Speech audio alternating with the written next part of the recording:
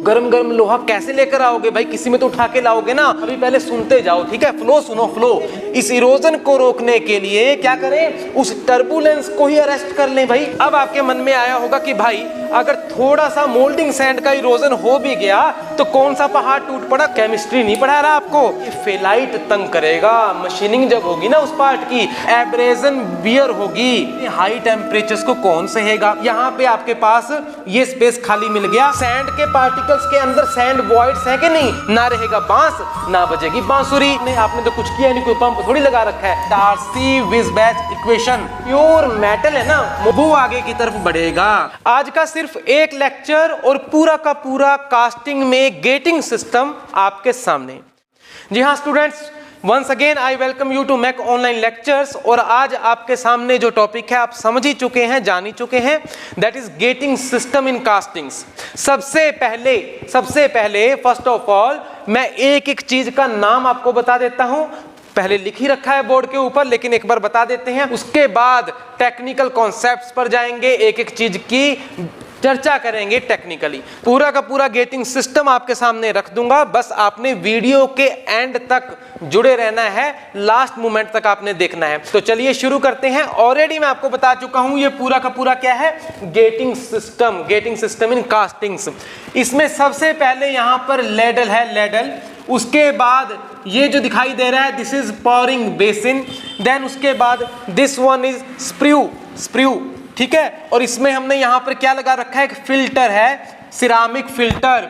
उसके बाद यहां पे ceramic splash core, this one is ceramic splash core. Then there is runner, then this section is skim bob. उसके बाद ये मोल्ड है, मोल्ड, और जिसमें आपकी कास्टिंग होनी है, और उसके ऊपर राइजर प्रोवाइड किया जाता है, तो राइजर हमने लगा दिया। बस मुख्य तौर पे यही सारे एलिमेंट्स हैं किसके गेटिंग सिस्टम में, कास्टिंग के लिए। अब उतरते हैं गहराई में, सुनिए।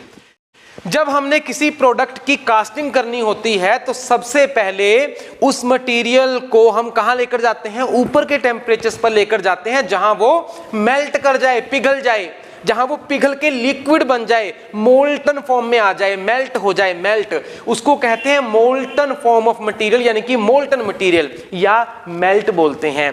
तो उस मेल्ट को हम लैडल से लेकर आएंगे, लैडल से। लैडल क्या है भाई, वो एक टूल है जिसमें आप पकड़ के उसको लेकर आते हो, ट्रांसपोर्ट करके लेकर आते हो। कहां से लाओगे, जो आपका मोल्टन मटेरियल है वो कहां पड़ा है, वो फर्नेस में है। फर्नेस में हमने उसको तैयार किया है, पिघलाया है। गरम गरम लोहा कैसे लेकर आओगे भाई, किसी में तो उठा के लाओगे ना, वो लैडल ही है। सबसे पहले लैडल, तो लैडल में ही यहां पर आप वो मोल्टन मटेरियल को लेकर आओगे, मोल्टन मटेरियल को लैडल में भर के लाओगे फर्नेस से, ठीक है। तो वहां से लेकर आए, अब उस मोल्टन मटेरियल को आपने सीधा सीधा यहां पे पोर नहीं करना, कहां डालना है, सबसे पहले ये पोरिंग बेसिन दे रखा ना, इसमें डालोगे मोल्टन मटेरियल को, उस मेल्ट को कहां डालोगे, पोरिंग बेसिन में डालोगे। इसीलिए इसका नाम पोरिंग बेसिन है, क्योंकि इसमें पोर किया गया मतलब उड़ेला गया, इसमें डाला गया, ठीक है जी। क्यों किया गया ऐसा, कैसे हुआ, क्या हुआ, ये सब बाद में चर्चा करूंगा। अभी पहले सुनते जाओ, ठीक है, फ्लो सुनो फ्लो। लैडल में कहां से आया, पीछे से आया, फर्नेस में से आया, मोल्टन फॉर्म में, गरम गरम लिक्विड फॉर्म में, और वो फिर हमने कहां पे पोर किया, वो हमने पोरिंग बेसिन में डाला। और पोरिंग बेसिन से फिर वो कहां गया, पोरिंग बेसिन से फिर वो गया स्प्रू के अंदर गया, और रास्ते में क्या मिला, रास्ते में ये मिला, सिरामिक फिल्टर मिला, इसमें से पास होके आगे गया, ठीक है। और नीचे उतरकर यहाँ पे क्या है, सिरामिक स्प्लैश कोर पे टकराएगा, सुनते जाओ बस। और फिर उसके बाद यहाँ से वो कहाँ जाएगा, यहाँ से आगे जाएगा वो रनर सेक्शन में। ये सारी लेंथ जो आपको दे रखी है, रनर में गया। जब रनर में जाएगा ना, तो इस नैरो सेक्शन में से होके गुजरेगा यहाँ से, फिर उसके बाद यहाँ से जाएगा, ये स्किम बोब है, यहां से गया। उसके बाद वो एंटर कर गया किसमें, मोल्ड कैविटी में एंटर कर गया। तो ये मोल्ड कैविटी है, यहां पे आपकी कास्टिंग तैयार होगी। कास्टिंग तैयार होने का मतलब क्या है, यहां पर वो सारा का सारा मोल्टन मेटल जो गया है ना, वो सॉलिडिफाई होगा, जमेगा, सॉलिड बनेगा, सॉलिड में कन्वर्ट होगा, और वो एक प्रोडक्ट की फॉर्म ले लेगा, सॉलिड प्रोडक्ट। वही कास्ट प्रोडक्ट है, कास्टिंग है, ठीक है जी। तो इस तरह से कास्टिंग होती है। ये था flow in the getting system. अब हम चलते हैं टेक्निकल डिस्कशंस में। जब आप गर्म गर्म लोहे को लेकर आओगे ना फर्नेस में से निकाल के, उसका टेम्परेचर कितना होगा, 1500, 1600, 1700 इतने टेम्परेचर पर है, उससे भी ऊपर। तो उसको आप जब लेकर आए और आपने अगर सीधा उसको मोल्ड में पहुंचा दिया ना, तो पता वो क्या करेगा, वो करेगा सैंड की इरोजन। क्या करेगा, moulding sand erosion, moulding sand erosion, यानी वो उसको कुरेद देगा सैंड पार्टिकल्स को मोल्ड के। उससे क्या होगा बताता हूं, सुनते जाओ बस आप। जब आपने गरम गरम उस लोहे को, मोल्टन मेटल को सीधा आपने इसमें पोर किया, तो वो उसकी इरोजन करता चला जाएगा, इरोजन करता चला जाएगा। ये इरोजन क्यों होगी, क्योंकि उसका एक फ्लो है, एक वेलोसिटी है, उससे वो उसको इरोड करता हुआ जाएगा। क्यों ना हम ऐसा करें, जब हम उस मटेरियल को इसमें पोर कर रहे हैं तो पहले कुछ क्षण मात्र के लिए, कुछ देर के लिए उसको होल्ड कर ले, रोक लें। ये पोरिंग बेसिन का काम है। पोरिंग बेसिन में हमने सबसे पहले वो डाल दिया, यहां पर वो होल्ड हो गया, रुक गया, ठीक है। अब उसके बाद धीरे धीरे धीरे हमने उसको अंदर स्क्रू में डाला है। इससे क्या हुआ, इससे हुआ टर्बुलेंस अरेस्टिंग। सुनो, टर्बुलेंस अरेस्टिंग, अरेस्ट होगी, टर्बुलेंस अरेस्ट करना बोलते हैं इसको। भाई उसमें टर्बुलेंस थी, laminar flow, turbulent flow, fluid में पढ़ा होगा आपने, फ्लूइड मैकेनिक्स में। तो यहां पे टर्बुलेंस बहुत ज्यादा होगी उस एलिवेटेड टेम्परेचर्स पर और ज्यादा, तो वो टर्बुलेंस ही इरोजन का कारण बनती है। किसका इरोजन, किसका इरोजन, मोल्डिंग सैंड का इरोजन। तो हम क्यों ना इस इरोजन को रोकने के लिए, इस इरोजन को रोकने के लिए क्या करें, उस टर्बुलेंस को ही अरेस्ट कर लें भाई, टर्बुलेंस को ही रोक लें। तो टर्बुलेंस को रोकने का एक उपाय क्या है, जब आप उस मोल्टन लिक्विड को लेकर आए हो ना, मेल्ट को, तो उसको पहले पोरिंग बेसिन में कुछ देर के लिए रोको। कुछ देर के लिए रोकना मतलब पहले इसमें डालो, फिर यहां से धीरे धीरे धीरे धीरे इसमें डालिए।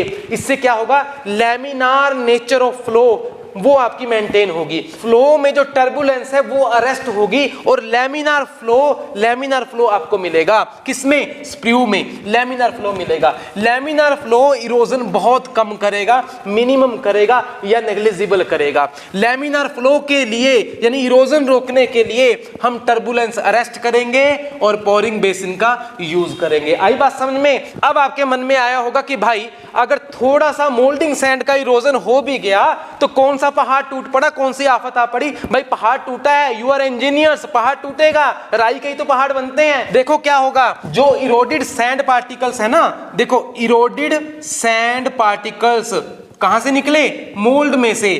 तो वो जो इरोडेड सैंड है वो किससे रिएक्ट कर जाएगी, वो आयरन से रिएक्ट कर जाएगी। अब आप कहोगे आयरन कहां से आया, अरे भाई आयरन की तो कास्टिंग हो रही है। अगर आप स्टील की कास्टिंग कर रहे हो, कास्ट आयरन की कास्टिंग कर रहे हो, तो उसमें मेजर कॉन्स्टिट्यूएंट क्या है, मेजर तो आयरन ही है ना, 90% से भी ऊपर तो आयरन ही है। तो आयरन जो मेल्ट में आयरन है, कहां है, मेल्ट में, फ्रॉम मेल्ट यानी फ्रॉम मोल्टन मटेरियल, उसमें जो आयरन है, आयरन से इरोडेड सैंड रिएक्ट कर जाएगी, क्योंकि टेम्परेचर्स क्या है, बहुत ज्यादा है, हाई टेम्परेचर है ना, इसलिए हाई टेम्परेचर पर ये रिएक्शन हो जाती है। और आपको क्या मिलता है, आपको जो मिलता है उसका नाम है फेलाइट। क्या है, फेलाइट, FeSiO3। आप कहोगे इससे क्या हो गया, क्यों पढ़ा रहे केमिस्ट्री, केमिस्ट्री नहीं पढ़ा रहा आपको, फेलाइट बन गया। फेलाइट बनने से क्या हुआ, सैंड पार्टिकल्स आयरन मेल्ट में से आयरन लेके उसके साथ हाई टेम्परेचर पे रिएक्ट कर गए और फेलाइट बनना शुरू हो गया।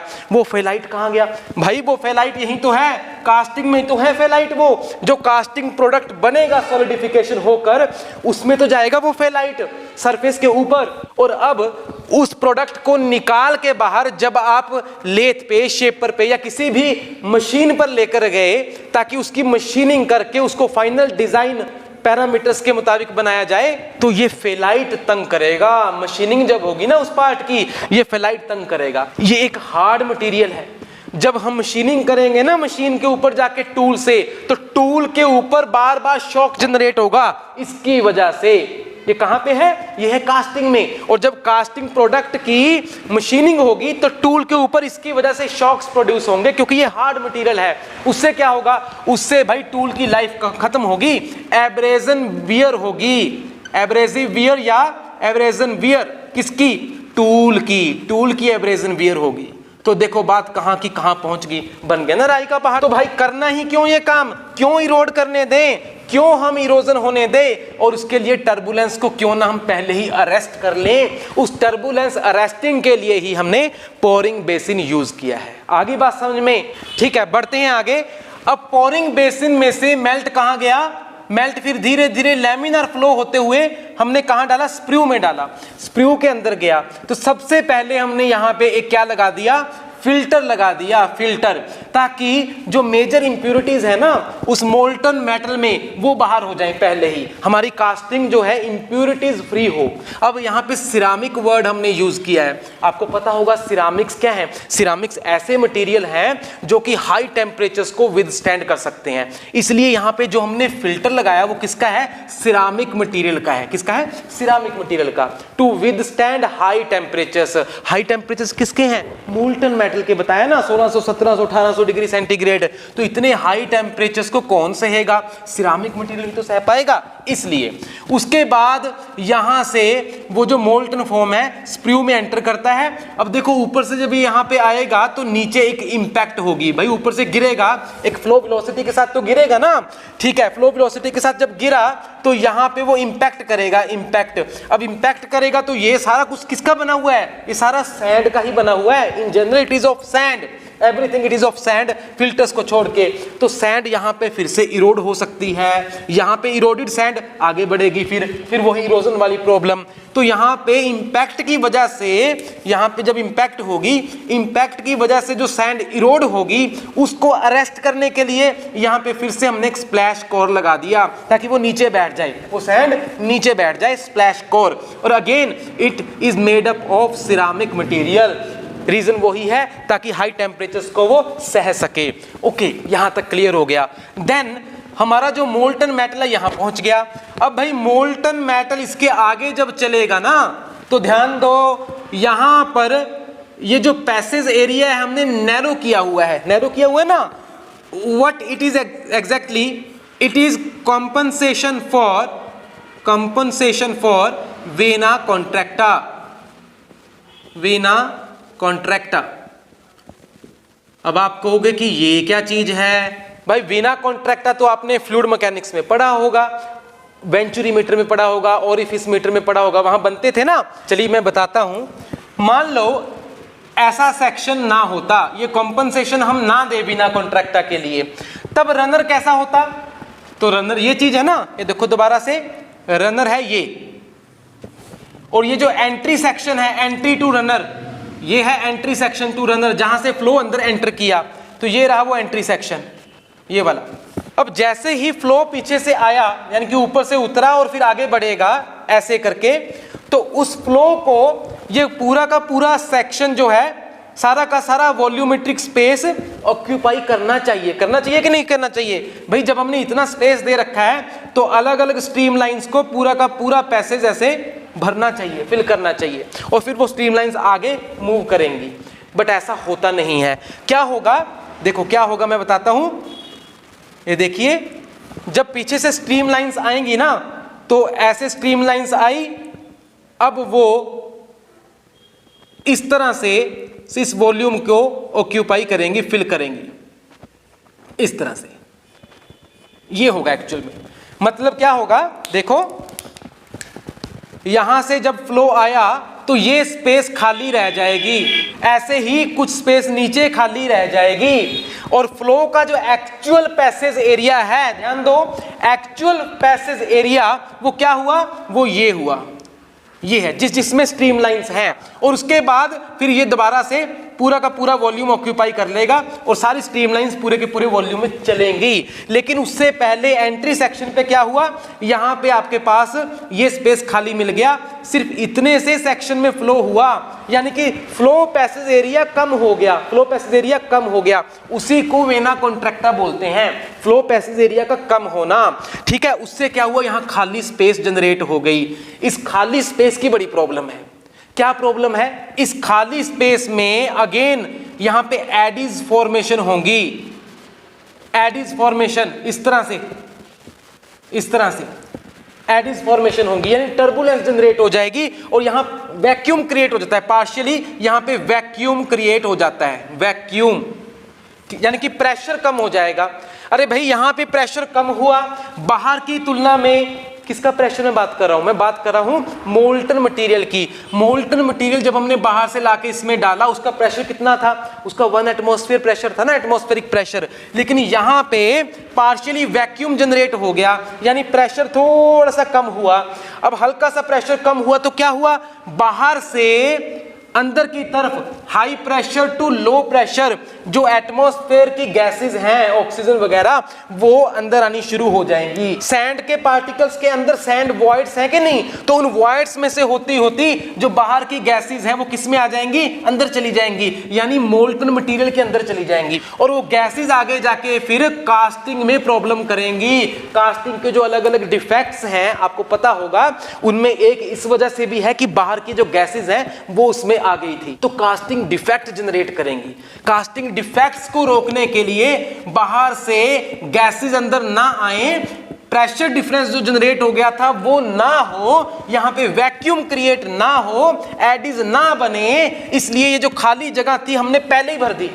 ये खाली जगह हमने छोड़ी ही नहीं, हमने यहां पे सैंड लगा के पहले से ही कंपनसेशन दे दी वीना कॉन्ट्रैक्टा के लिए। आगे बात समझ में? भाई हमने वो जगह ही नहीं छोड़ी, ना रहेगा बांस ना बजेगी बांसुरी। हमने वो जगह ही नहीं छोड़ी जहां पे ये काम हो सकता था, एडिज फॉर्मेशन का और वैक्यूम बनने का जो काम हो सकता था, वो हमने स्पेस ही नहीं छोड़ी।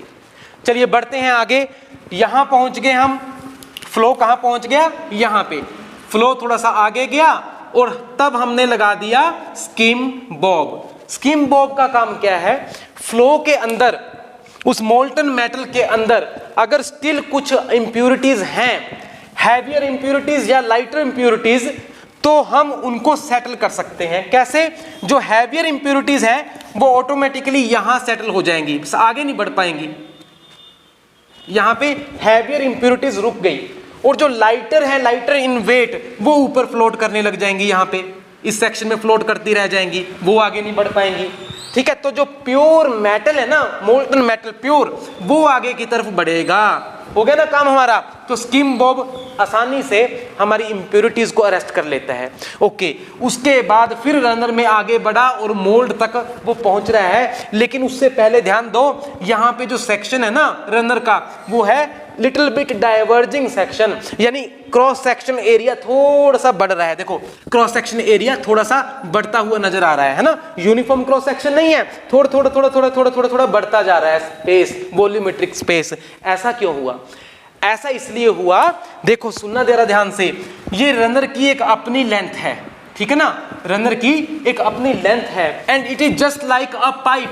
एक पाइप की तरह ही तो है ना, जिसमें से भाई फ्लो जा रहा है। और जब एक पाइप में से फ्लो जा रहा है तो फ्रिक्शन की वजह से, फ्रिक्शन कौन सा? फ्लूइड के जो पार्टिकल्स हैं, यानी मोल्टन मेटल के जो पार्टिकल्स हैं, वो सरफेस के साथ रगड़ खाते हुए आगे जाएंगे। ऐसे होगा ना, सरफेस किसका? रनर का सरफेस, अंदर वाला सरफेस, उसके साथ रगड़ खाते हुए आगे जाएंगे।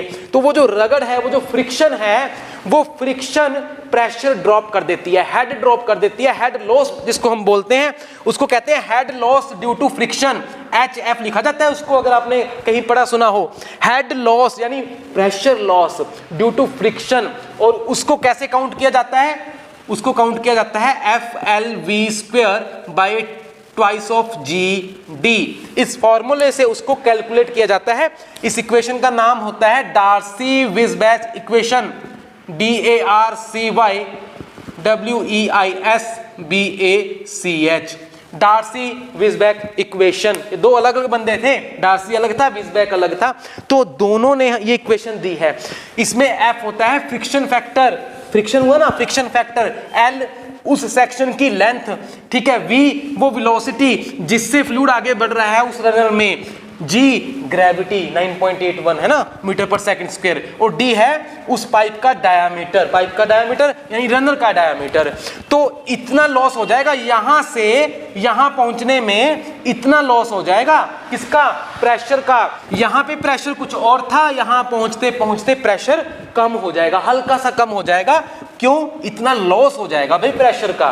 तो जब यहाँ पे प्रेशर का लॉस हुआ तो फिर वही बीमारी, कौन सी, बाहर से गैसेज यानी कि हाई प्रेशर वाली 1 एटमॉस्फेयर प्रेशर वाली गैसेज अंदर आनी शुरू हो जाएंगी सैंड वॉइड्स में से होती और वो कास्टिंग में जाके डिफेक्ट देंगी हमें सॉलिडिफिकेशन के बाद। तो इसलिए हम चाहते हैं कि यहाँ पे प्रेशर लॉस ना हो। अब प्रेशर लॉस तो होगा ही होगा क्योंकि फ्रिक्शन होगा ही होगा। तो प्रेशर लॉस जितना हुआ यानी प्रेशर एनर्जी जितनी कम हुई, हम उसको दोबारा से मेकअप कर लेते हैं। भाई जितना प्रेशर ड्रॉप हुआ उसको धीरे धीरे करके उतना ही बढ़ा लेंगे। जैसे जैसे फ्रिक्शन की वजह से प्रेशर ड्रॉप होता जाता है वैसे वैसे ही हम उसको बढ़ाते जा रहे हैं, बस उसी तरीके से उसको हम बढ़ाते जा रहे हैं ताकि एक यूनिफॉर्म सा प्रेशर बना रहे और एंड तक वो चला जाए अंदर, बाहर से कोई गैसेज अंदर ट्रैप ना हो। ये रीजन है। अब आप कहोगे कि ऐसा होता कैसे है, कैसे प्रेशर बढ़ा दिया आपने तो कुछ किया नहीं, कोई पंप थोड़ी लगा रखा है, नहीं लगाया हमने पंप, लेकिन हमने पैसेज एरिया धीरे धीरे करके बढ़ा दिया। ठीक है, हमने रनर का साइज देखो धीरे धीरे बढ़ रहा है ना, ये स्पेस डाइवर्जिंग सेक्शन दिया है क्योंकि एरिया जब बढ़ेगा ना क्रॉस सेक्शन एरिया तो वेलोसिटी क्या होती है, कम होती चली जाती है। कंटिन्यूटी इक्वेशन नहीं पढ़ी क्या आपने, कंटिन्यूटी इक्वेशन पढ़ी है ना, A1 V1 is equal to A2 V2, कितनी फंडामेंटल इक्वेशन है फ्लूइड में, A1 V1 is equal to A2 V2। ठीक है, वैसे तो ρ1 A1 V1 is equal to ρ2 A2 V2 होता है अगर कोई भी हम फ्लूइड की बात करें, लेकिन लिक्विड्स में डेंसिटी में फर्क नहीं आता, चाहे लिक्विड यहां है चाहे लिक्विड यहां है, वो कंप्रेसिबल नहीं ना होते प्रैक्टिकली, तो हम रो दोनों तरफ से काट देते हैं। A1 V1 is equal to A2 V2। इसका मतलब है देखो A1 by A2 is equal to V2 by V1, ऐसे ही होगा ना, इधर A1 बाई A2 और उधर क्या हो जाएगा V2 बाई V1, मतलब A is inversely proportional to V। A है क्रॉस सेक्शनल एरिया, V है वेलोसिटी ऑफ फ्लो। तो जितना क्रॉस सेक्शनल एरिया ज्यादा होगा फ्लो वेलोसिटी उतनी ही कम होगी। मतलब हमने क्रॉस सेक्शन का एरिया बढ़ाना शुरू कर दिया यानी कि वेलोसिटी फ्लो की अपने आप कम होनी शुरू हो जाएगी। अब फ्लो की वेलोसिटी कम हुई इसका मतलब क्या हुआ, काइनेटिक एनर्जी ऑफ फ्लो कम होगी, काइनेटिक एनर्जी कम होगी फ्लूइड की, उस मोल्टन मटेरियल की काइनेटिक एनर्जी कम होती चली जा रही है। जैसे जैसे वो आगे बढ़ रहा है उसकी काइनेटिक एनर्जी कम होती चली जा रही है। Kinetic energy is a mechanical form of energy when one form of energy is getting decreased at the same time another form of mechanical energy must get appeared। क्यों, law of conservation of energy नहीं पढ़ा क्या, conservation of energy यही तो कहता है, Bernoulli's equation यही तो कहती है टोटल मैकेनिकल एनर्जी तो कंजर्व रहेगी ना।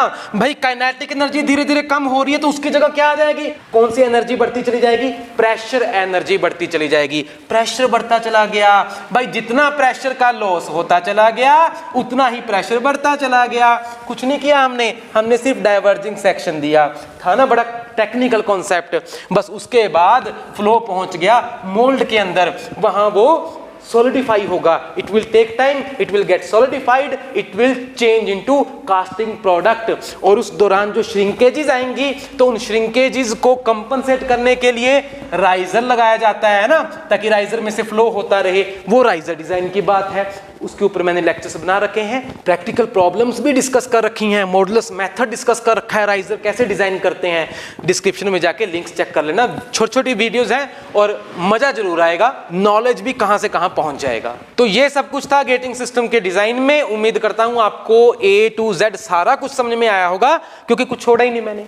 ठीक है, मिलते हैं नेक्स्ट वीडियो में। कास्टिंग चल रही है, सारे लिंक्स नीचे जाके चेक करना और जरूर वीडियोस को देखना। मिलता हूं नेक्स्ट वीडियो में, till then thank you very much, have a nice time.